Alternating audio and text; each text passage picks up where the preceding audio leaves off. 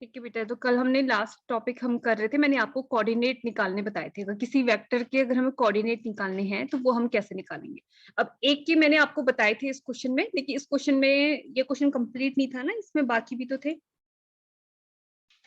Question क्या था ये, एक मिनट में क्वेश्चन देख लेती हूँ कि क्वेश्चन क्या चल रहा था हमारा।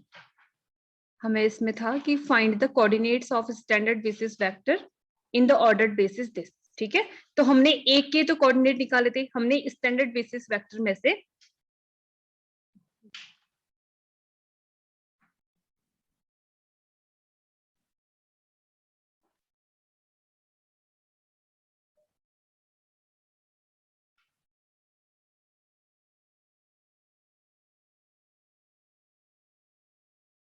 ठीक है बेटा, तो कल के इस क्वेश्चन में आप लोगों ने हमने एक स्टैंडर्ड बेसिस के तो हमने कोऑर्डिनेट निकाल लिए थे, हमने 1 0 0 0 इसके हमने कोऑर्डिनेट निकाले थे। ठीक है, सिमिलरली अगर आपको 0 1 0 0 के कोऑर्डिनेट्स अगर फाइंड करने होंगे तो आप लोग क्या करोगे, इस 0 1 0 0 को जो ऑर्डर्ड बेसिस गिवन है इसके लीनियर कॉम्बिनेशन के फॉर्म में लिखेंगे। ठीक है, उसके बाद जो इसके मैं एक और एग्जांपल करा दे रही हूँ, बाकी के दो के लिए आप लोग कोऑर्डिनेट खुद फाइंड करेंगे। ठीक है, तो एक और एग्जांपल कर लेते हैं। हमारे पास में वेक्टर्स हैं 1 1 0 0। आप लोग vectors alpha 1 alpha 2 alpha 3 alpha 4 की वैल्यूज आप मुझे बताएंगे। ठीक है, क्योंकि नेक्स्ट पेज पे मुझे लास्ट पेज से देखना पड़ता है, तो आप लोग मुझे ये वैल्यूज बताएंगे। ठीक है, तो अब हमें अगर कोऑर्डिनेट फाइंड करने हैं 0। मैम, ये अटेंडेंस शीट में हमारा रोल नंबर कैसे पता चलेगा? बेटा रोल नंबर अगर आप लोगों का 5th सेमेस्टर में जो रोल नंबर है या आप वो लिख दीजिए, अदरवाइज रोल नंबर को ब्लैंक छोड़ दीजिए। उसको लेके बिना, अगर आप लोग फिल नहीं कर रहे होंगे तो वो सबमिट नहीं हो पाएगा, तो उसमें आप लोग डॉट लगा देना या डैश, आप लोग कुछ भी हाँ लगा मैम, देना। क्योंकि हम तो रोल नंबर अपना वो तो आप लोग के बड़ा जो वाला ही लिखते फिफ्थ आए हैं सेमेस्टर मैम। में जो नहीं, 5th सेमेस्टर में भी तो आप लोगों को क्लास में रोल नंबर दिए गए थे ना, तो वो रोल नंबर आप लिख दीजिए। अदरवाइज नेम अच्छा। लिखिए, और अगर हाँ किसी दो बच्चों का नाम सेम है तो उसमें प्रॉब्लम हो जाती है, तो आप लोग तब अपना पूरा रोल नंबर लिख लेना, या जो आप लोग का 5th सेमेस्टर में जो रोल नंबर है उस रोल नंबर को लिख देना। आप लोगों को 25 मैम कॉलेज का ऑफलाइन रोल क्लासेस नंबर डाल दें, ऐसे 1 2 3 है। क्या बेटा? कॉलेज का रोल नंबर डाल देते हैं जिसका लास्ट में जितना है। हाँ हाँ, वही डाल दो, कॉलेज का डाल दो एग्जाम वाला। ठीक है। ठीक है, तो बेटा अगर हमें 0 1 0 0 को लीनियर कॉम्बिनेशन इसके कोऑर्डिनेट्स फाइंड करने हैं, तो इसको हम लिखेंगे लीनियर कॉम्बिनेशन ऑफ अल्फा 1।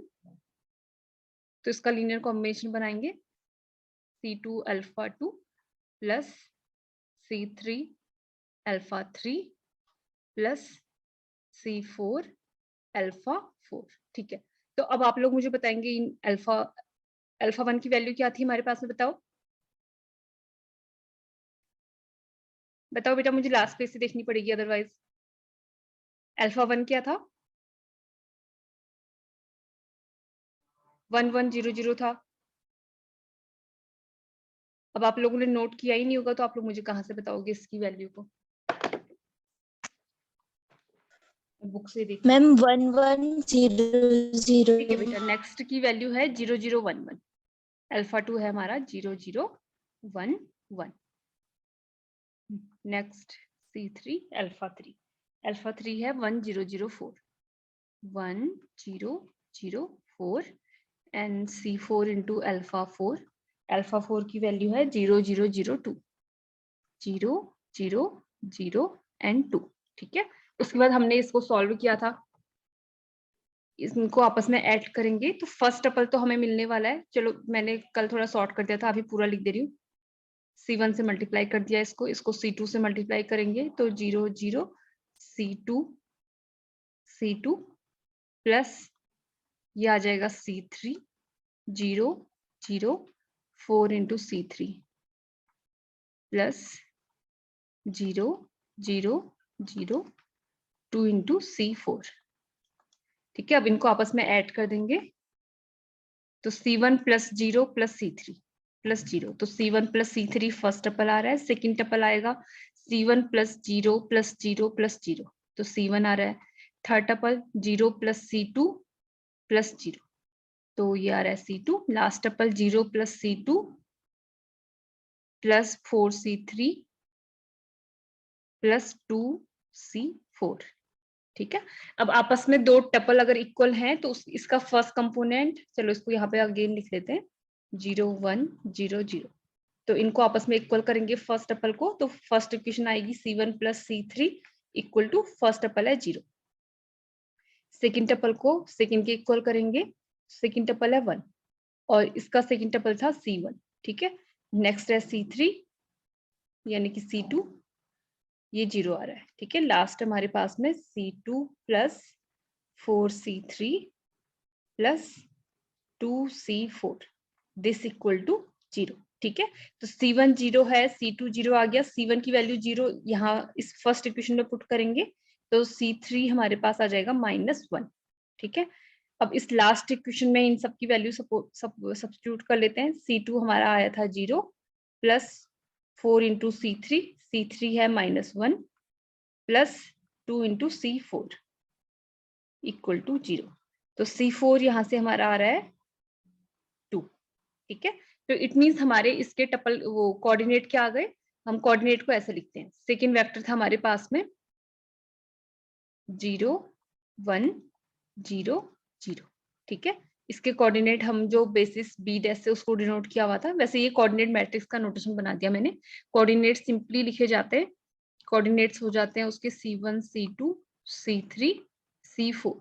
तो कोऑर्डिनेट हमारे पास में C1 की वैल्यू आई है 1, C2 की वैल्यू है 0, C3 की वैल्यू -1 एंड C4 इज 2, ठीक है। एंड इट्स कोऑर्डिनेट मैट्रिक्स, वो एक कॉलम मैट्रिक्स होती है, तो कोऑर्डिनेट मैट्रिक्स हो जाएगी 1 0 -1 एंड 2, ठीक है। तो ऐसे ही आप लोगों को 0 0 0 1 जो थर्ड स्टैंडर्ड बेसिस वेक्टर होता है वो, और 0 0 0 1 उसके भी आपने कोऑर्डिनेट्स फाइंड करने हैं। तो ये अब आप लोगों के लिए होमवर्क है। मैंने अब आप लोगों से कहा था कि हमारे लीनियर यहाँ तक के टॉपिक, आप लोगों के सिलेबस के लीनियर ट्रांसफॉर्मेशन तक के टॉपिक हमारे कवर हो गए, ठीक है। तो अभी तक के टॉपिक्स में अगर किसी को कोई डाउट है तो आप लोग बताइए, अदरवाइज नेक्स्ट टॉपिक स्टार्ट करते हैं, लीनियर ट्रांसफॉर्मेशन।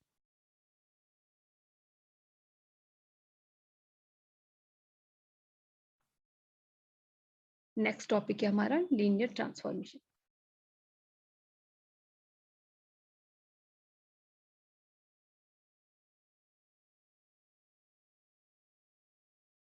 लीनियर ट्रांसफॉर्मेशन आप लोगों ने जब ग्रुप रिंग पढ़ा होगा वहां पे आपने होमोमॉर्फिज्म पढ़ा होगा, ठीक है। तो लीनियर ट्रांसफॉर्मेशन का ही दूसरा नाम होता है, जैसे वहां पे आप लोगों ने ग्रुप होमोमॉर्फिज्म, रिंग होमोमॉर्फिज्म पढ़ा होगा। इसमें वेक्टर स्पेस की केस में इसको हम बोलते हैं वेक्टर स्पेस होमोमॉर्फिज्म भी, इसका लीनियर ट्रांसफॉर्मेशन का ही दूसरा नाम होता है vector space homomorphism, vector space homomorphism.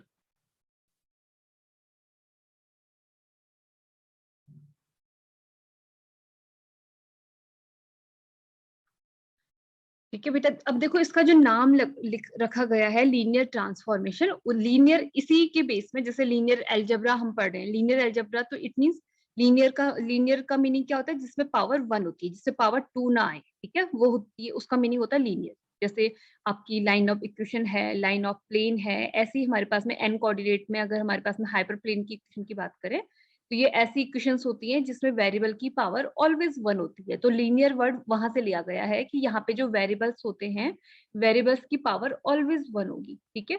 तो किसी भी ट्रांसफॉर्मेशन को, ट्रांसफॉर्मेशन जैसे नाम ही है ट्रांसफॉर्मेशन, यानी कि वो ट्रांसफॉर्म कर दे रहा है, ठीक है। जैसे आप लोग क्या समझ सकते हो ना, एक जैसे मैपिंग है, जैसे आप लोगों ने क्लास 11th में जब हम लोग मैपिंग पढ़ते हैं, मैपिंग या फंक्शन दोनों एक ही, फंक्शन को ही हम मैपिंग कहते हैं। तो फंक्शन क्या काम करता है, जैसे अगर सपोज एफ कोई फंक्शन है किसी सेट x से किसी सेट y में, ठीक है, जिसको डिफाइन किया गया है ऐसे f(x = 4 टाइम x), ठीक है। तो देखो ये कैसे मैप करता है, अगर यहाँ पे जो ये x है, सपोज x को हम ले लें अगर सेट ऑफ रियल नंबर ले लें अगर, ठीक है, और y को भी सेट ऑफ रियल नंबर ही अगर हम ले लें, तो हमारे पास में अगर हम f(1) की इमेज निकालें तो f(1) की इमेज होगी 4 × 1, इट मीन्स 4। एंड अगर हम f(2) की इमेज निकालें तो f(2) की इमेज आ जाएगी 4 × 2, इट मीन्स 8, ठीक है। तो इट मीन्स यहाँ पे क्या हो रहा है, देखो जो ये 1 है, 1 4 पे मैप हो रहा है। हम इसको फिर एक रे डायग्राम बनाते थे, जब हम लोग इसको क्लास 11th में सीखते हैं, एक रे डायग्राम बनाते हैं, तो उसमें ये हमारे पास में डोमेन के एलिमेंट्स यहाँ लिखेंगे, अगर 1 2 3 4 5 इनफाइनेटली मैनी, तो 1 यहाँ किससे मैप हो रहा है, 4 से मैप हो रहा है, 2 मैप हो रहा है 8 से, तो 1 की इमेज आ जाएगी 4 एंड 2 की इमेज आ जाएगी 8। तो यहाँ पे इसी को हम क्या कहते हैं, देखो कि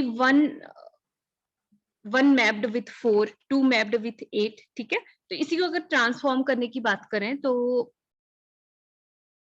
जैसे इसको लीनियर ट्रांसफॉर्मेशन वर्ड का मीनिंग ये है कि 1 देखो आपका ट्रांसफॉर्म तो हो ही गया है ना, आफ्टर मैपिंग 1 किस पे मैप हो जा रहा है, 4 पे, तो इट मींस उसका नंबर चेंज हो गया है, 1 से बड़े नंबर पे आप उसको मैप कर रहे हैं, तो ट्रांसफॉर्मेशन तो यहाँ पर भी दिख रहा है ना कि 1 की जो इमेज है यहाँ पे अगर इसको हम लिखें, ठीक है, लिखा ही हुआ है वैसे ये कि f of 1 equal to 4 है, तो इट मींस 1 ये f से जब हम उसको मैप कर रहे हैं तो ये मैप्ड होने के बाद 4 वैल्यू दे रहा है जो 1 से डिफरेंट है, यानी कि ये 1 अब हमारा ट्रांसफॉर्म हो चुका है। तो यही मीनिंग होता है, यानी कि लीनियर ट्रांसफॉर्मेशन भी एक मैपिंग है, ठीक है, एक मैपिंग होती है जिसमें डोमेन होगा हमारे पास में, कोडोमेन होगा, रेंज होगी, जो चीजें हम मैपिंग में पढ़ते हैं वही चीजें यहाँ पर भी आएंगी। तो linear transformation is nothing, it is a mapping, ठीक है। मैपिंग आप लोगों ने पढ़ी हुई है, लेकिन लीनियर वर्ड आने से ट्रांसफॉर्मेशन जो फंक्शन होता है, फंक्शन का ही दूसरा नाम ट्रांसफॉर्मेशन भी होता है। फंक्शन के देखो कितने सारे नाम होते हैं जो हम लोग क्लास 11th में हमने पढ़ा हुआ है, फंक्शन के नाम होते हैं, फंक्शन भी बोलते हैं उसको, मैपिंग भी बोलते हैं, और इसको ही हम ट्रांसफॉर्मेशन भी बोलते हैं, ट्रांसफॉर्मेशन। तो अभी के टॉपिक में नया वर्ड है लीनियर ट्रांसफॉर्मेशन, ठीक है। देखो जैसे यहाँ पे एक ट्रांसफॉर्मेशन तो मैंने लिखा है 4x equal fx equal to 4x, एक और ट्रांसफॉर्मेशन लिख रही हूँ fx equal to x square, ठीक है, fx equal to x square. तो देखो यहाँ पे आपकी x की पावर 1 है, लेकिन ट्रांसफॉर्म होने के बाद वो उसकी सेकंड पावर पे मैप हो रहा है, तो ये लीनियर ट्रांसफॉर्मेशन नहीं है। लीनियर ट्रांसफॉर्मेशन देखिए यहाँ पे आप लीनियर ट्रांसफॉर्मेशन बोल सकते हो, क्योंकि वेरिएबल की पावर यहाँ भी 1 है एंड यहाँ भी उसकी पावर 1 है। तो अगर इस टाइप का ट्रांसफॉर्मेशन हो कि जितनी वेरिएबल की पावर डोमेन के पास में है उतनी ही पावर अगर रेंज के पास में भी आ जाए, या कोडोमेन के एलिमेंट्स के, वैसे रेंज बोलना ज्यादा सही है, अगर रेंज के एलिमेंट्स में भी वेरिएबल की पावर सेम हो जो डोमेन के एलिमेंट्स की है, तो वो लीनियर ट्रांसफॉर्मेशन होता है, ठीक है। बिना प्रॉपर्टी बताए अगर मैं आप लोगों से कुछ एग्जांपल पूछूं, जैसे अगर मैं आप लोगों को एग्जांपल दूं fx equal to x cube plus 2x square plus x plus 1, ठीक है, और एक मैं डिफाइन कर रही हूँ fx equal to 5x plus 2, और एक मैं डिफाइन कर रही हूँ f of x equal to 7x। तो इनमें से आप लोग बताइए कि कौन सा, जितना मैंने अभी तक आपको बताया है उस बेसिस पे आप लोग मुझे बताइए कि इसमें से जो मैंने 3 एग्जांपल आप लोगों को दिए हुए हैं, चलो इसको f1 लिख लेते हैं, इसको f2 से डिनोट कर लेते हैं, इसको f3 से। तो इनमें से बताओ कि क्या f1 लीनियर ट्रांसफॉर्मेशन होगा, जितना मैंने आपको बताया है उतनी नॉलेज के बेस में बताओ कि f1 को क्या आप लीनियर ट्रांसफॉर्मेशन बोल सकते हो? No ma'am. क्यों? ठीक है, आंसर सही है आपका, क्यों नहीं बोलेंगे? क्योंकि यहाँ पे जो डोमेन के जो एलिमेंट्स हैं उसमें वेरिएबल की पावर तो 1 है, लेकिन रेंज के एलिमेंट्स में 3 भी है, 2 भी है, इसलिए ये नहीं है, ठीक है, ये आपने सही बताया, नॉट लीनियर ट्रांसफॉर्मेशन। अब f2 बताओ, f2 होगा? यस मैम होगा। Yes ma'am. चलो पहले f3 बताओ, f3 होगा लीनियर ट्रांसफॉर्मेशन? यस मैम वो भी होगा, दोनों में x की पावर सेम ही है। लेकिन आपने f3 तो आपने सही बोला कि इसमें देखो वेरिएबल की पावर यहाँ भी 1 है, यहाँ 1 है, लेकिन यहाँ पे देखो ये 5x, और अगर यहाँ पे वेरिएबल की पावर अगर मुझे लिखनी भी पड़े तो मैं x की पावर 0 लिखूंगी, क्योंकि x की पावर 0 की वैल्यू भी 1 होती है। तो यहाँ वेरिएबल की पावर 1 है, यहाँ 1 है, लेकिन यहाँ तो 0 है ना वेरिएबल की पावर, तो इसलिए f2 भी आपका लीनियर ट्रांसफॉर्मेशन नहीं है। लीनियर ट्रांसफॉर्मेशन होने के लिए बस आपको ये ध्यान देना है कि जो वेरिएबल की पावर हमारे पास में f2 x में डोमेन के एलिमेंट्स के पास में है, वही आपकी रेंज के एलिमेंट्स के पास में भी हो, लेकिन भी लीनियर ट्रांसफॉर्मेशन नहीं है। तो इन सारी चीजों को देखते हुए, जैसे आप लोगों को मैंने सब स्पेस, पहले वेक्टर स्पेस पढ़ा हमने, फिर सब स्पेस पढ़ा, मैंने आप लोगों को बताया कि अगर हमारा कोई वेक्टर स्पेस होता है over field f and w is any subset of v, तो W को हम सब स्पेस कब बोलते हैं? जब W भी अपने आप में एक वेक्टर स्पेस होता है over same field F and under same vector addition and scalar multiplication as defined in, ठीक है, ये सब स्पेस की डेफिनेशन होती है। लेकिन ये अगर एग्जाम में आ जाए क्वेश्चन कि W को चेक करना हो कि W इज सब स्पेस और नॉट, ठीक है, तो वहां पे हम इतना काम करेंगे तो काफी टाइम टेकिंग है, क्योंकि वेक्टर स्पेस होने के लिए पहले उसको एबिलियन ग्रुप देखेंगे, फिर स्केलर मल्टीप्लिकेशन देखेंगे, फिर लास्ट सी प्रॉपर्टी के अंदर भी 4 प्रॉपर्टियां आती हैं उनको देखेंगे, ठीक है। तो इसके लिए हमने एक थ्योरम पढ़ी थी कि अगर हमारे पास में अल्फा एंड बीटा कोई W के एलिमेंट हैं and A and B are any two scalars हैं तो फील्ड के एलिमेंट होंगे। तो अगर हमारे पास में A alpha plus B beta, अगर ये एलिमेंट भी बिलोंग कर जाए W में तो W को हम सब स्पेस बोलते हैं, ठीक है। तो सेम ऐसे ही कुछ एक कंडीशन हमारे पास में, ताकि मैथमेटिकल कंडीशन आ जाए जिससे हम इजीली चेक कर पाए लीनियर ट्रांसफॉर्मेशन। तो अब हम उस कंडीशन को मैं आपको बताती हूँ, ठीक है। पहले लीनियर ट्रांसफॉर्मेशन की डेफिनेशन लिख लेते हैं, फिर लिखेंगे कंडीशन।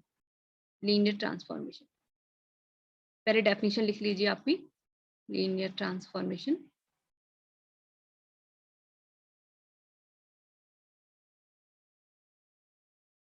देखो हमारे पास में ट्रांसफॉर्मेशन यानी कि कोई मैपिंग, ठीक है, मैपिंग के लिए डोमेन चाहिए और कोडोमेन चाहिए। तो हमारे पास में लीनियर ट्रांसफॉर्मेशन को ये टी वर्ड से हम डिनोट करते हैं, क्योंकि ट्रांसफॉर्मेशन का कैपिटल टी है, इस वजह से आप लोगों की मर्जी है तो आप किसी और से भी डिनोट कर सकते हो, ऐसा कोई कंपल्सन नहीं है कि टी से ही डिनोट करना है। तो लीनियर ट्रांसफॉर्मेशन हमारी एक मैपिंग होती है, अभी अभी हमने पढ़ा हुआ है। तो एक हमें डोमेन चाहिए, एक हमें उसका कोडोमेन चाहिए, ठीक है। तो यहाँ पे जो अब लीनियर ट्रांसफॉर्मेशन है, तो जो ये लीनियर ट्रांसफॉर्मेशन, जैसे अभी तक हम मैपिंग पढ़ रहे थे, तो मैपिंग में f from x to y में ये सिंपल सेट थे, इनके पास में कोई स्पेसिफिक प्रॉपर्टी की हम बात नहीं कर रहे थे। लेकिन लीनियर ट्रांसफॉर्मेशन के केस में जो ये मैपिंग होती है t from v to w, v भी अपने आप में एक वेक्टर स्पेस होना चाहिए, w भी अपने आप में एक वेक्टर स्पेस होना चाहिए, ठीक है। एक तो नई चीज ये आई, और दूसरी ये चीज थी कि लीनियर क्यों बोला जाता है, ये भी आपको पता चल गया। ट्रांसफॉर्मेशन क्यों बोला जाता है वो भी मैंने एक्सप्लेन कर दिया था। तो लीनियर ट्रांसफॉर्मेशन एक मैपिंग होती है from a vector space V to vector space W, ठीक है। तो इसमें लिख लेते हैं a linear transformation, a linear transformation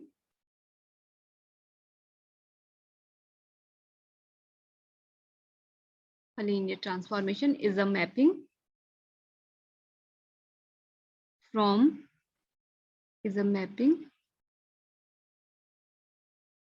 a linear transformation T लिख लेना है यहाँ पे, a linear transformation T is a mapping from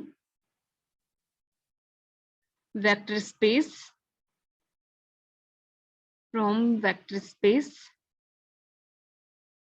VF to vector space WF to vector space WF, which satisfies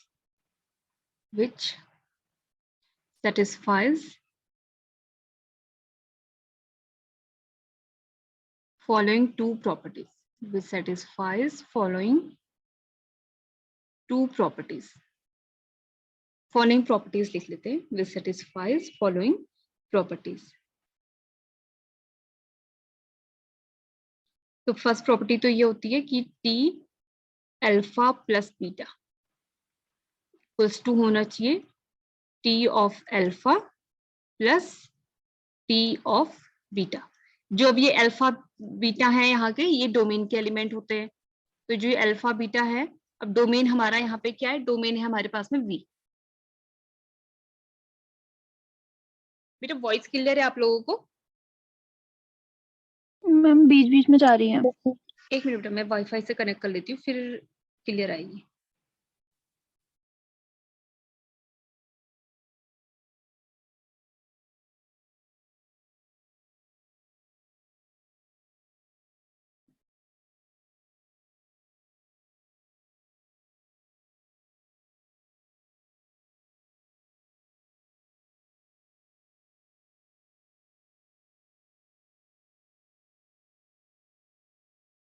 अब क्लियर है वॉइस?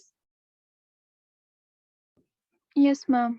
ओके ठीक है। तो जो अल्फा बीटा है ये हमारे पास में VF के एलिमेंट होते हैं, ठीक है।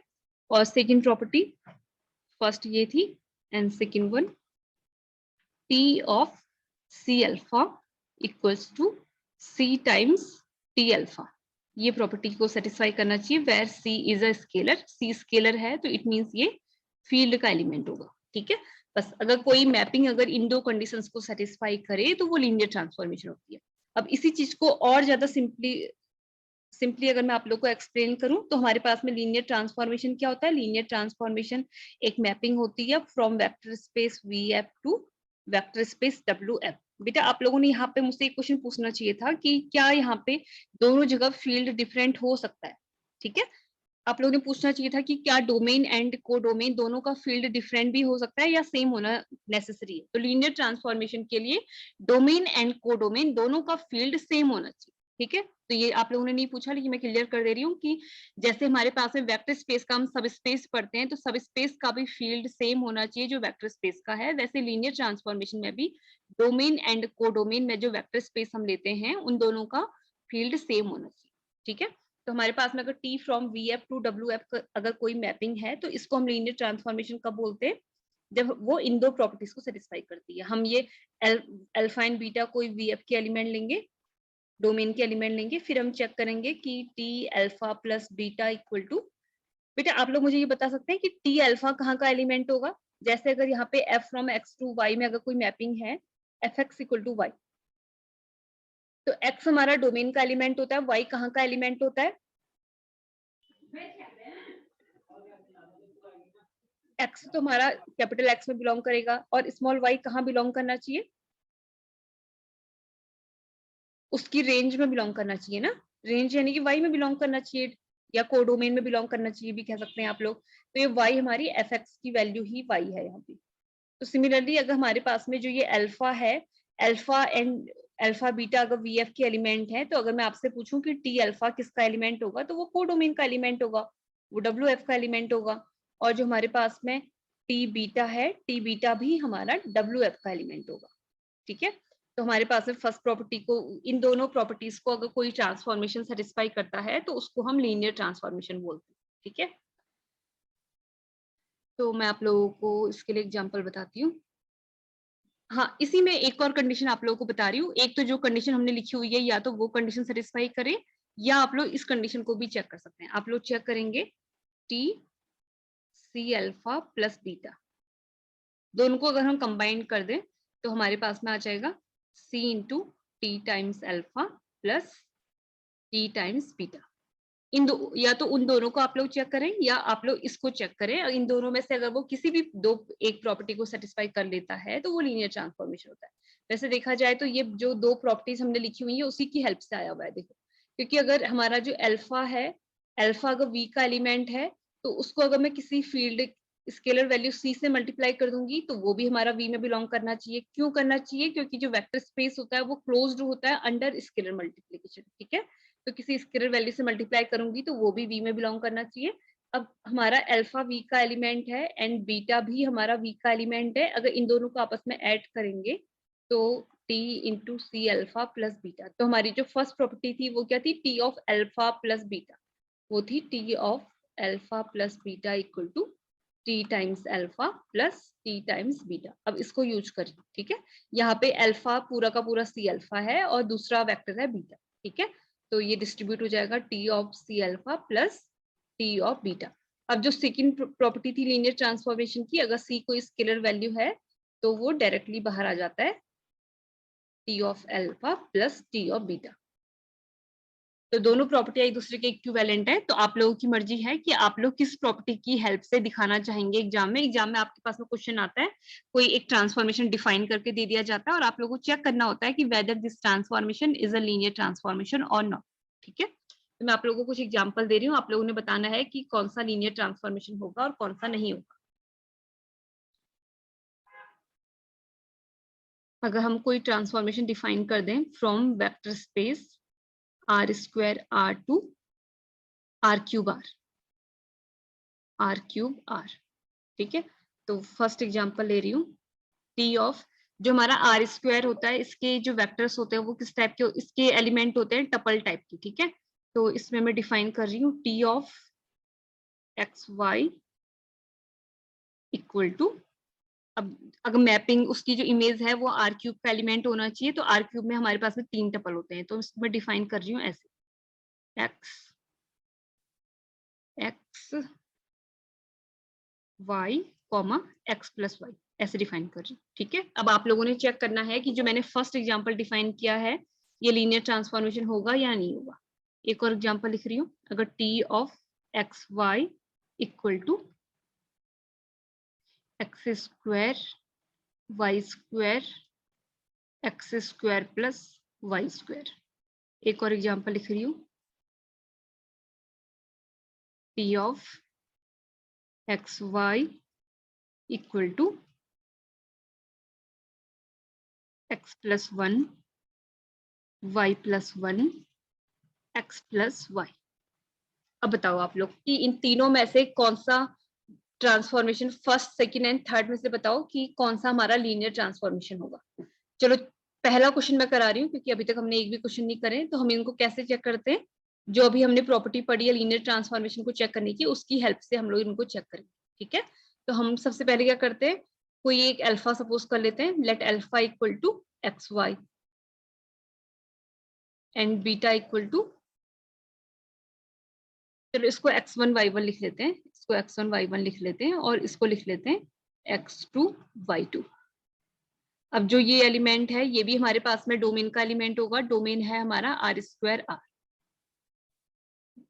और ये भी हमारा उसी का एलिमेंट होना चाहिए r square r।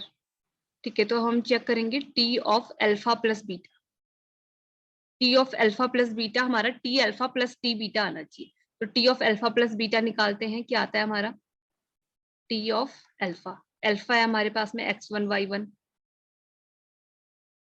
And beta है x2 y2, x2 y2। Next पे हमारे पास आ जाएगा t ऑफ, इन दोनों को आपस में ऐड कर देंगे फर्स्ट टपल को फर्स्ट टपल से, तो हमारे पास आ जाएगा t of x1 plus x2 and second tuples को आपस में ऐड करेंगे तो y1 प्लस y2। ठीक है, तो अब आप लोगों को ये डिफाइन कैसे किया हुआ है, देखो t ऑफ एक्स वाई को डिफाइन करा है, जो पहला टपल है वो x है, यानी कि जो इसका पहला टपल है वही है, और उसका सेकंड टपल क्या है, जो इसका सेकंड टपल है, लेकिन थर्ड टपल क्या है, फर्स्ट और सेकंड टपल को आपस में ऐड किया गया है। ठीक है, तो जब हम इसकी इमेज निकालेंगे, यहाँ पे इसकी इमेज निकालेंगे, तो जो इसकी इमेज आएगी, जो फर्स्ट टपल है, फर्स्ट टपल तो फर्स्ट ही रह रहा है x1 plus x2, second tuple भी सेकेंड टपल रह रहा है तो y1 प्लस y2 आ जाएगा। थर्ड टपल को निकालने के लिए फर्स्ट और सेकेंड टपल को ऐड किया गया है। ठीक है, फर्स्ट एग्जाम्पल में, तो ये हमारा आ जाएगा x1 plus x2 plus y1 plus y2, ये आ गया। ठीक है, इसको मान लेते हैं इक्वेशन 1। अब हम निकाल के देखते हैं T alpha plus T beta की वैल्यू। अब हम निकाल के देखते हैं t of alpha plus T of beta की वैल्यू। अगर ये आपस में इक्वल आ गई तो लीनियर ट्रांसफॉर्मेशन तब भी नहीं होगा, फिर एक और प्रॉपर्टी हमें चेक करनी पड़ती है। तो टी ऑफ अल्फा हमारे पास में आएगा T of x1 y1 plus T of x2 y2, T of x2 y2।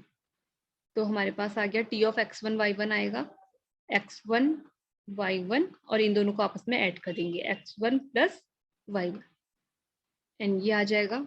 First tuple तो सेम रहेगा, सेकंड टपल भी सेम रहेगा, थर्ड टपल में दोनों टपल्स को आपस में ऐड कर देना x2 प्लस y2। ठीक है, तो अब इन दोनों टपल्स को आपस में ऐड करेंगे, इसका फर्स्ट टपल x1 है, इसका x2 है, इनको ऐड करो तो आ जाएगा x1 प्लस x2। अब दूसरे टपल्स को आपस में ऐड करो y1 plus y2 and third tuples को आपस में ऐड करेंगे तो x1 plus y1 plus x2 plus y2। ठीक है, अब इक्वेशन 1 के जैसे सेम टू सेम लेके आना है, तो इसी को हम लिख सकते हैं x1 plus x2 y1 plus y2, फिर x1 plus x2 plus y1 plus y2। अब इसको लिख लो इक्वेशन 2। अब आप लोग मुझे बताओ कि इक्वेशन 1 एंड 2 दोनों सेम है या डिफरेंट।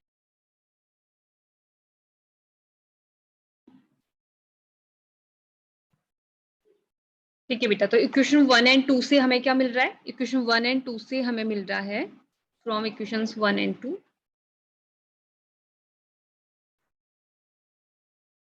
फ्रॉम इक्वेशंस 1 एंड 2 हमें मिल गया t of alpha plus beta equals to t times alpha plus t times beta, इसको मान लेते हैं इक्वेशन ए। ठीक है, देखिए इतने से ही लीनियर ट्रांसफॉर्मेशन नहीं होता है। सेकंड प्रॉपर्टी को भी हम चेक करेंगे। सेकंड प्रॉपर्टी होती है t of c into alpha. ये हमारा आना चाहिए c times t into alpha की इक्वल। तो पहले हम इसकी वैल्यू निकाल लेते हैं, t of c into alpha की। तो टी ऑफ सी तो कोई स्केलर है और अल्फा हमारे पास था x1 y1। ठीक है, तो ये हमारे पास आ गया टी टाइम्स सी x1 सी y1, मल्टीप्लाई कर दिया इनको आपस में। अब इसको जो ट्रांसफॉर्मेशन जो फर्स्ट था उसमें कैसे डिफाइन किया गया है, जो फर्स्ट टपल है, फर्स्ट टपल तो सेम रह रहा है तो सी एक्स वन रहेगा, सेकेंड टपल भी सेम रह रहा है, और थर्ड टपल में फर्स्ट एंड सेकेंड टपल को ऐड किया गया है। मैं ये अपनी मर्जी से नहीं कर रही हूँ बेटा, हमने डिफाइन करा हुआ है ऐसे। ठीक है, तो ये हमारे पास में आ गया। तो अब एक चीज देखो, इसको हम लिख सकते हैं c x one c y one. अब सी इन दोनों से कॉमन आ रहा है, x one plus y one.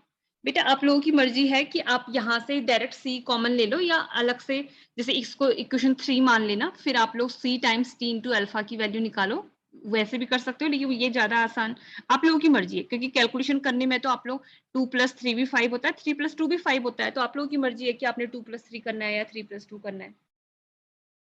तो इसके बाद मैं सी को तीनों से कॉमन निकाल दी हूँ, x1 y1 x1 plus y1। अब देखा जाए तो जो ये वैल्यू है, ये ही वैल्यू है t टाइम्स अल्फा की। अगर आप लोगों को कोई कंफ्यूजन हुआ है तो आप लोग क्या करना, इसको मान लेना इक्वेशन 3, उसके बाद आप लोग निकालना t टाइम्स, नहीं, इसके बाद आपको निकालना है c times t into alpha. ठीक है, तो t इंटू अल्फा तो हमें डिफाइन किया गया है t times x1 x1 y1 sorry.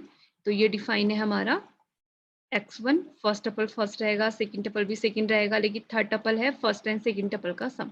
ठीक है, ये आ जा रहा है। तो देखो इक्वेशन 3 में जो है उसका जैसा सेम टू सेम लाने के लिए हम क्या करते हैं, उसके बाद इस c से आप लोग अंदर मल्टीप्लाई कर दोगे, इस c से अंदर मल्टीप्लाई कर देंगे तो c of x1 c of y1 c x1 plus c y1, फिर इक्वेशन 4 मान लेंगे इसको, फिर फ्रॉम इक्वेशन 3 एंड 4 हमारे पास आ जाएगा t of c times alpha equal to c times t of alpha. इसको मान लेते हैं इक्वेशन बी। ठीक है, अब देखो इक्वेशन ए में ये आ रहा है, इक्वेशन बी में ये आ रहा है, जो लीनियर ट्रांसफॉर्मेशन की दो प्रॉपर्टीज है। ठीक है, तो इट मींस जो फर्स्ट लीनियर ट्रांसफॉर्मेशन है, hence t is a linear transformation. ठीक है, अब आप लोगों ने सेकंड बताना है कि सेकंड लीनियर ट्रांसफॉर्मेशन होगा। जैसे मैंने फर्स्ट क्वेश्चन में मैंने सारे स्टेप्स करे हैं, वैसे ही आप लोगों ने चेक करके बताना है कि क्या जो सेकंड में डिफाइन किया गया है वो लीनियर वैसे उसमें पहले तो आप लोग ऑरली चेक करके बताओ कि क्या सेकंड जो डिफाइन किया गया है वो लीनियर ट्रांसफॉर्मेशन हो सकता है।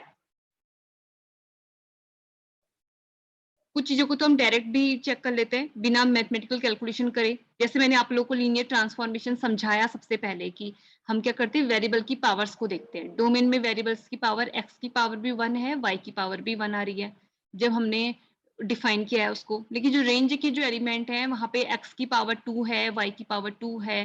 तो बताओ डायरेक्ट देखने से ही आप लोग बताओ कि सेकेंड लीनियर ट्रांसफॉर्मेशन होना चाहिए या नहीं होना चाहिए।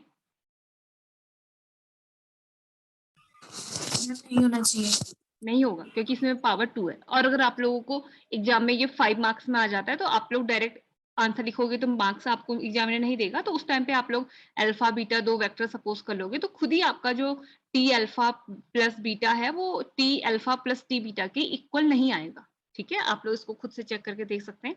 अब थर्ड आप लोग मुझे बताओ कि थर्ड लीनियर ट्रांसफॉर्मेशन होगा या नहीं होगा। थर्ड बताओ कि थर्ड लीनियर ट्रांसफॉर्मेशन होगा या नहीं होगा। मैम होगा।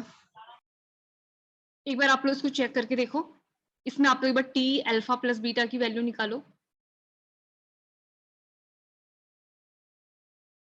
चलो थर्ड को आप लोग चेक करो, अभी 12:13 हो रहा है, आप लोग 2 मिनट में 15 तक इसको कैलकुलेशन करके बताओ कि टी अल्फा प्लस बीटा आप लोगों का क्या आता है।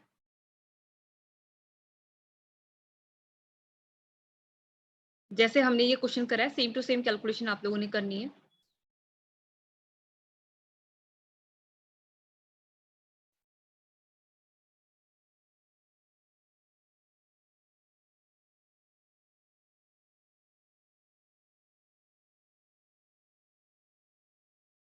जिसका आंसर आ जाएगा आप लोग मुझे बताना।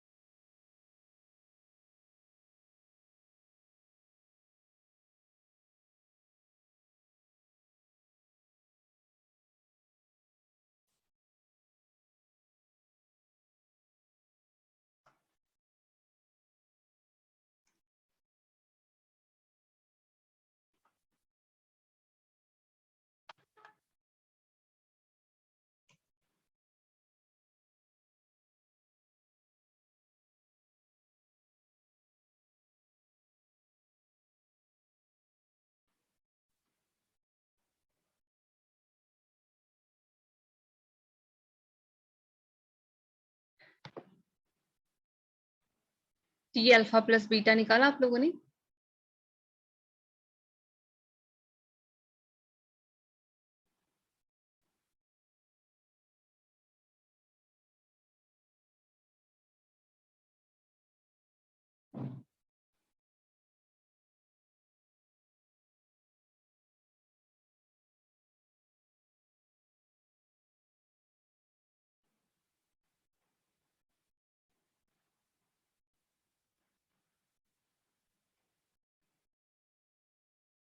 क्या वो समझ में नहीं आया या आप लोगों ने कैलकुलेशन करी नहीं?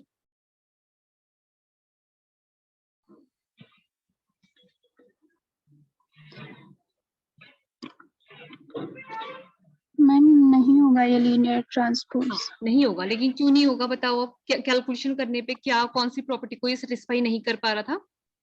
मैम जो T alpha plus T beta है हाँ। वो इक्वल नहीं आ रहा है टी अल्फा प्लस बीटा के। देखो बेटा, इसमें पहली प्रॉपर्टी ही सेटिस्फाई नहीं हो पा रही है, और अगर आप सेकंड प्रॉपर्टी भी सेटिस्फाई कराने के लिए देखोगे ना, तो सेकंड तो वैसे ही सेटिस्फाई नहीं होगी, क्योंकि x प्लस अल्फा चाहिए किसी c से अगर हम मल्टीप्लाई करेंगे, सेकंड साइड इस पे सेटिस्फाई हो भी जाएगी, सेकंड हो जाएगी, लेकिन फर्स्ट सेटिस्फाई नहीं हो रही है। सेकंड को सेटिस्फाई करके देखो, सेकंड साइड इसमें सेटिस्फाई हो भी जाएगी। अगर इसमें हम t ऑफ c टाइम्स अगर अल्फा निकालेंगे, तो वो हमारे पास आ जाएगा t of c times x1 y1, तो हमारे पास आ जाएगा t of c x1 c y1। तो ये हमारे पास में डिफाइन किया गया है। फर्स्ट डिफाइन कैसे करा है? फर्स्ट टपल में 1 ऐड करा हुआ है, तो यह आ जाएगा c x1 प्लस 1, और ये आ जाएगा c y1 plus 1, and third में है दोनों को ऐड कर देना है, तो ये आ जाएगा c x1 plus c y1। ठीक है, ये हमारे पास में आ गया। अब हम निकाल लेते हैं c टाइम्स t अल्फा, ये भी नहीं होगी इसमें satisfy. c times t alpha, तो t अल्फा है हमारे पास में x1 y1। इसमें देखो ये हमारे पास में आ जाएगा t of x1 plus 1 y1 plus 1 और x1 प्लस y1। ठीक है, तो हमारे पास में इसका फर्स्ट टपल आ जा रहा है c x1 प्लस c। इसी से देख लो, जबकि इसका फर्स्ट टपल क्या है, जो हमारे पास में t ऑफ c अल्फा है, उसका first tuple c x1 plus 1 है, इसका जबकि first tuple c x1 plus c आ जा रहा है। तो यहीं से हम आगे चेक करने की जरूरत ही नहीं है, हम डायरेक्ट कह सकते हैं कि जो t of c times alpha है is not equal to c times t alpha आ रहा है। ठीक है, तो hence third is also not a linear transformation. तो ऐसे ही आप लोगों ने क्वेश्चन करने होते हैं। अब आप लोगों को कोई भी क्वेश्चन मिले, बस आप लोगों ने ये दो प्रॉपर्टीज याद रखनी है, इसकी हेल्प से चेक करना है कि वो लीनियर ट्रांसफॉर्मेशन होगा या नहीं होगा। ठीक है, अब नेक्स्ट है हमारा लीनियर ऑपरेटर।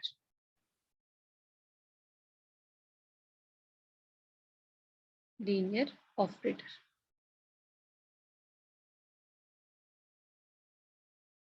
बस नाम में चेंज है। Linear operator is nothing but a linear transformation, लेकिन कब उसको लीनियर ट्रांसफॉर्मेशन बोलते हैं, कब लीनियर ऑपरेटर बोलते हैं, ये समझा देते हैं। ठीक है, अगर हमारे पास में जो लीनियर ट्रांसफॉर्मेशन है t from vector space vf to vector space wf है। ठीक है, it means domain and codomain में जो वेक्टर स्पेस है वो डिफरेंट डिफरेंट है, तो वो तो होता है linear transformation. L dot T dot बेटा ये एब्रीविएशन में लिखूंगी आगे से हर जगह पे लीनियर ट्रांसफॉर्मेशन की। ठीक है, लेकिन ये ही लीनियर ट्रांसफॉर्मेशन अगर हमारा जो वेक्टर स्पेस vf है, vector space vf to itself अगर हम डिफाइन करें, यानी कि vf से अगर vf में ही अगर हम डिफाइन करें, तो ये हमारे पास में इसको उस केस में हम बोल देते हैं लीनियर ऑपरेटर, उस केस में इसको हम बोल देते हैं लीनियर ऑपरेटर। तो linear operator is nothing but a linear transformation. So when domain and codomain are same, तो हम लीनियर ट्रांसफॉर्मेशन को बोल देते हैं लीनियर ऑपरेटर। ठीक है, तो इसकी डेफिनेशन लिख दे रही हूँ क्योंकि एग्जाम में डिफाइन करने के लिए आ जाती है शॉर्ट नोट में कि लीनियर ट्रांसफॉर्मेशन क्या होता है, लीनियर ऑपरेटर क्या होता है, तो उसमें आप लोगों को डेफिनेशन पता होनी चाहिए। इसमें हम लिखेंगे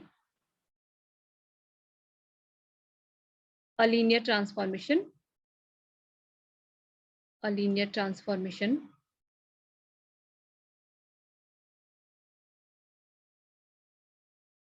a linear transformation from vector space Vf to itself, from vector space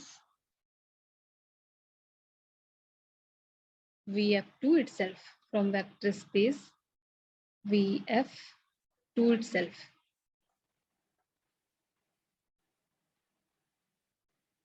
is known as linear operator, is known as linear operator।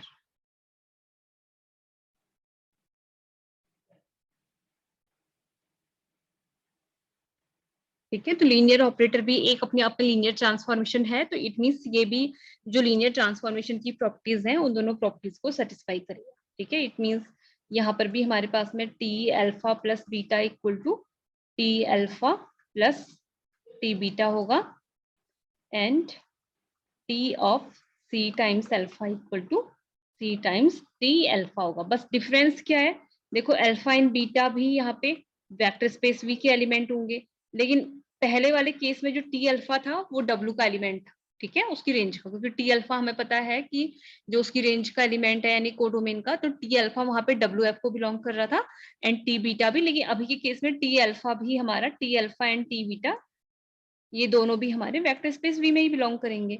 और सी हमारे पास में स्केलर वैल्यू है, c is a scalar value, तो t belongs to field f लिख देंगे। ठीक है, तो लीनियर ट्रांसफॉर्मेशन और लीनियर ऑपरेटर दोनों समझ में आ गए आप लोगों को?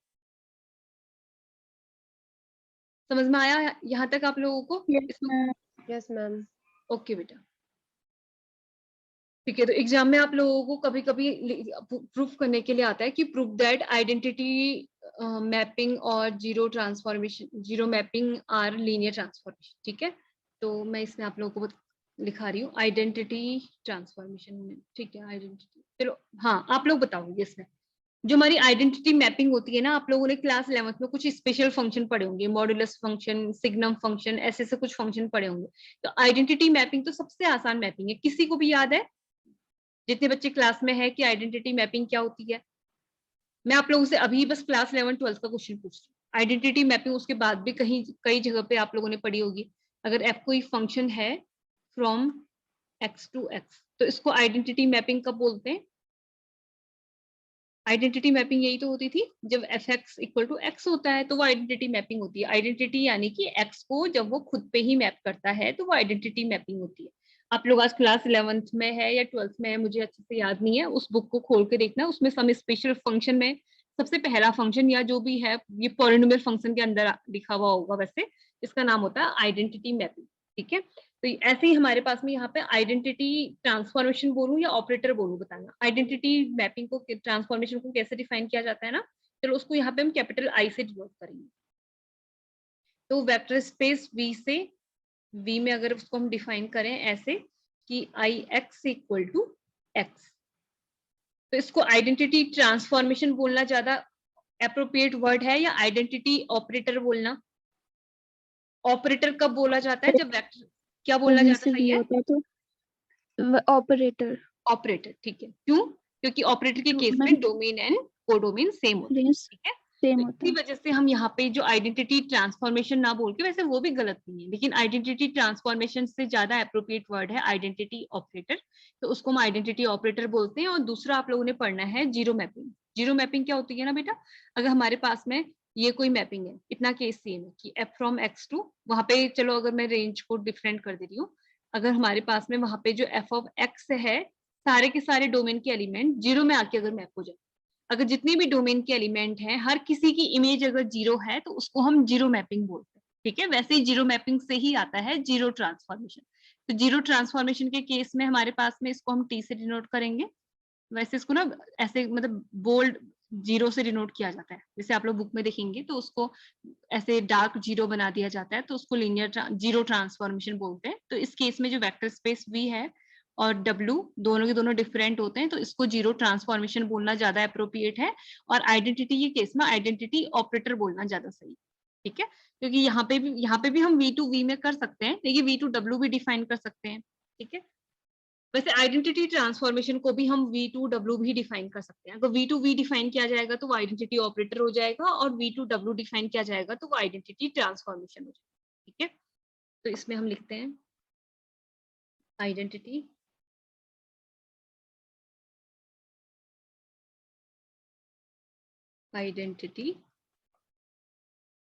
ट्रांसफॉर्मेशन।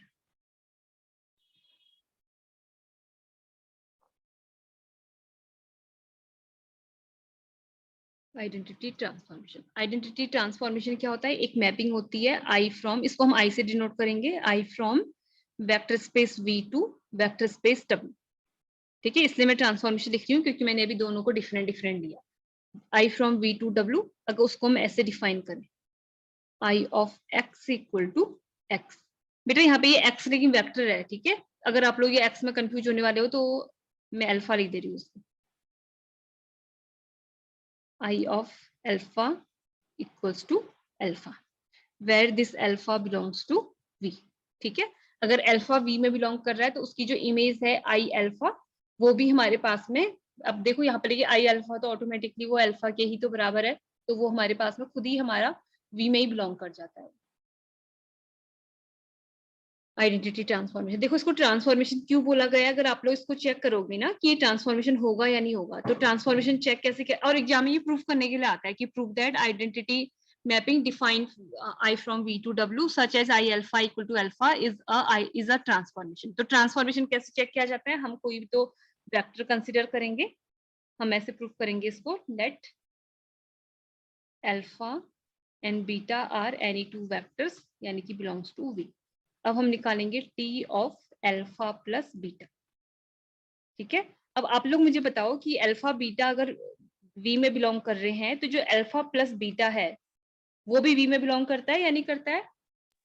करता है क्यों करता है? ठीक है, करता तो है, क्यों करता है? मैम। वो एडिशन वाले से। क्योंकि वेक्टर V हमारे पास में एडिशन के रिस्पेक्ट में एबिलियन ग्रुप होता है ना, एबिलियन ग्रुप होगा तो क्लोजर प्रॉपर्टी को सेटिस्फाई करेगा, ठीक है। That's why alpha plus beta belongs to V, ठीक है।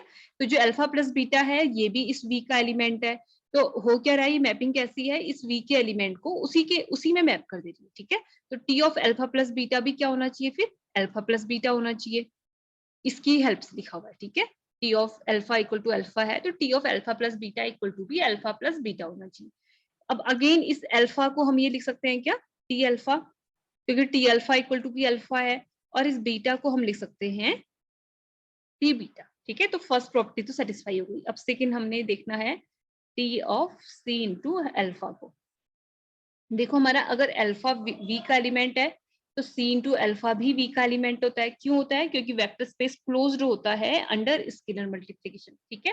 तो सी अल्फा भी एक वेक्टर है, तो ये आइडेंटिटी मैपिंग कर क्या रही है, अल्फा को अल्फा पे मैप कर रही है, यानी कि जो भी वेक्टर है उसको खुद पे मैप कर दे रही है। तो T of I of c alpha, I of c alpha, यहाँ पे भी इसको आई कर लेते हैं, आई ऑफ सी अल्फा होगा सी अल्फा, ठीक है। तो सी स्केलर है, इस अल्फा को हम आई टाइम्स अल्फा लिख सकते हैं, आई टाइम्स अल्फा नहीं आई अल्फा, ठीक है, क्योंकि I alpha equals to alpha है, ठीक है।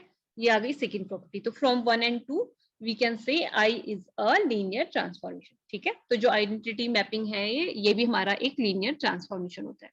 सेम ऐसे ही प्रूफ करने के लिए आता है कि proof that zero mapping is a linear transformation, ठीक है। तो जीरो मैपिंग को लीनियर ट्रांसफॉर्मेशन कैसे प्रूव करेंगे, ये दोनों चीजें यूज होती है, ठीक है। इसीलिए मैं आपको आइडेंटिटी ट्रांसफॉर्मेशन और जीरो ट्रांसफॉर्मेशन पढ़ा रही हूँ। जीरो ट्रांसफॉर्मेशन क्या है, जीरो ट्रांसफॉर्मेशन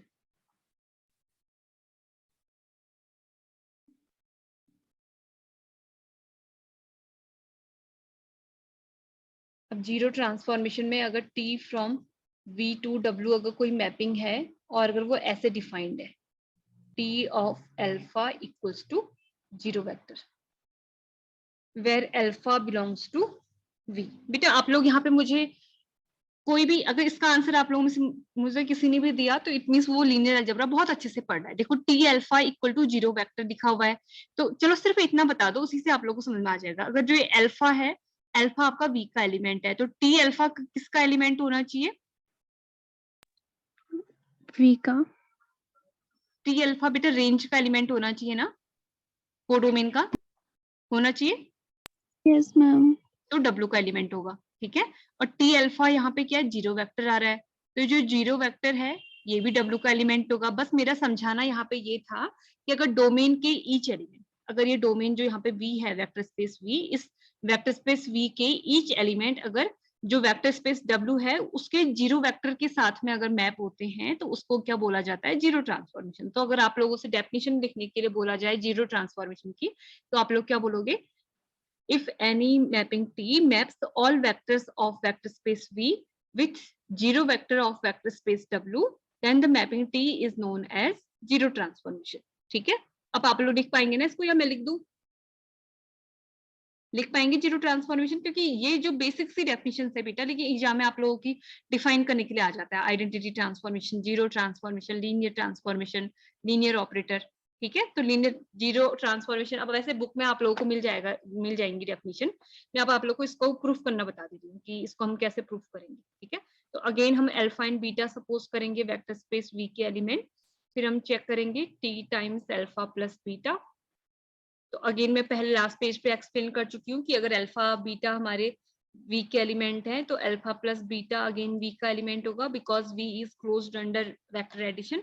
तो हमारे पास में टी ऑफ अल्फा प्लस ये कर क्या रहा है, ये वेक्टर स्पेस वी के इस एलिमेंट को जीरो वेक्टर से मैप कर रहा है। तो T of alpha plus beta को भी किससे मैप कर देगा, जीरो वेक्टर से मैप कर देगा, ठीक है। अब देखते हैं T alpha plus T beta की वैल्यू क्या आ रही है, T alpha plus T beta. बेटा लेकिन जीरो ट्रांसफॉर्मेशन की डेफिनेशन में जो मोस्ट इंपोर्टेंट होता है, बच्चे जो नहीं लिखते हैं, वो ये होता है कि वेयर जो ये जीरो वेक्टर है, आप लोगों ने ये लिखना है कि if all elements of vector space V mapped with zero vector of W, ये नहीं कि खाली जीरो वेक्टर, वो जीरो वेक्टर डब्ल्यू का होता है, ठीक है। तो T of alpha again zero vector आ जाएगा, टी ऑफ बीटा भी जीरो वेक्टर आ जाएगा, तो zero vector plus zero vector, ठीक है। तो इक्वेशन 1 and 2 से from 1 and 2 we can write T alpha plus beta equals to T alpha plus T beta। अब हम चेक करेंगे T टाइम्स C alpha को। तो अगर अल्फा हमारा V का एलिमेंट है तो अभी मैंने एक्सप्लेन किया हुआ है आपको कि C alpha भी हमारा V का एलिमेंट होता है। क्यों? क्योंकि वेक्टर स्पेस V क्लोज्ड होता है अंडर स्केलर मल्टीप्लिकेशन, ठीक है। तो ये V के ईच एलिमेंट को जीरो वेक्टर से मैप कर रहा है, तो ये T of C times alpha को भी जीरो वेक्टर से ही मैप करेगा, ठीक है। अब निकालते हैं value C times T alpha की वैल्यू। तो C टाइम्स T अल्फा है जीरो वेक्टर, तो जीरो वेक्टर को स्केलर वैल्यू से मल्टीप्लाई करूंगी तो अगेन जीरो वेक्टर आएगा। ये नहीं कि जीरो स्केलर नहीं आएगा, वेक्टर आएगा, क्योंकि किसी वेक्टर को अगर आप किसी स्केलर से मल्टीप्लाई करते हो तो हमें वेक्टर मिलता है, ठीक है। तो अगेन हमको मिल गया T times C alpha equals to C times T alpha. तो हमारे पास में जो जीरो ट्रांसफॉर्मेशन, जीरो मैपिंग एक जीरो ट्रांसफॉर्मेशन होता है, तो अब हम इसको जीरो मैपिंग नहीं बोलेंगे, इसको जीरो ट्रांसफॉर्मेशन बोलेंगे। तो अगर अब आपसे मैं कहीं पे जरूरत पड़ेगी जीरो ट्रांसफॉर्मेशन की और उसकी डेफिनेशन पूछूंगी, तो आपको पता होना चाहिए कि zero transformation is such type of transformation which maps all vectors of domain with zero vector of codomain, ठीक है। और आइडेंटिटी ट्रांसफॉर्मेशन क्या होता है, if any transformation maps any vector of domain to itself. अगर अल्फा को alpha से map करे, बीटा को बीटा से, यानी कि खुद को खुद से मैप करे, यानी कि maps every element of v with itself, ठीक है। तो वो होता है आइडेंटिटी ट्रांसफॉर्मेशन, ठीक है बेटा। तो आज की क्लास में इतना करते हैं। अगर आप लोगों को कोई डाउट्स हैं तो आप लोग पहले वो पूछ लीजिए।